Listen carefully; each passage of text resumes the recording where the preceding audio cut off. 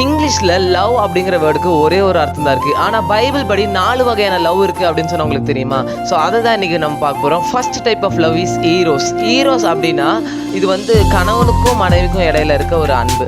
Second type of love வந்து ஃபீலியா. ஃபீலியா அப்படின்னா நம்ம நண்பர்கள் மேலேயும் நம்ம உறவினர்கள் மேலேயும் நம்ம வைத்திருக்கிற அன்பு. மூன்றாவதா இருக்கிற அன்பு தான் ஸ்டார்ஜ். ஸ்டார்ஜ் அப்படின்னா பெற்றோர்கள் பிள்ளைகள் மேல வைத்திருக்கிற அன்பு. ஆனா 4வதா இருக்க இந்த அன்பு தான் ரொம்ப முக்கியமான அன்பு. அந்த அன்பு பேர் தான் அகாபே, அதாவது கடவுள் நம்ம மேல வைத்திருக்கிற அன்பு. இந்த அகாபே லவ்வுக்குள்ள மேல நான் சொன்ன இந்த 3 அன்புமே அடங்கும். ஏன்னா கடவுள் நம்மளை வந்து மனவாட்டின்னு சொல்லியிருக்கிறாரு, நம்மள நண்பர்கள்னு சொல்லியிருக்காரு, I have called you friends அப்படின்னு சொல்லியிருக்காரு, நீங்கள் என் பிள்ளைகள் அப்படின்னு அவர் சொல்லியிருக்கிறாரு.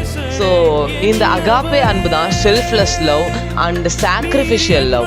ஸோ நமக்காக அவர் சிலுவையில வந்து மரித்த இந்த அன்பு தான் அகாபே அப்படின்னு நம்ம சொல்லுவோம். இதனால நான் பைபிள் படிக்கிறேன்டா, இதெல்லாம் நான் பார்த்ததே இல்லையே அப்படின்னு சொன்னீங்கன்னா, இதெல்லாம் வந்து நம்ம தமிழ் பைபிள்ல இருக்காது, இதெல்லாம் வந்து கிரீக் பைபிள்ல உள்ள ஒரு வார்த்தைகள். ஓகேவா?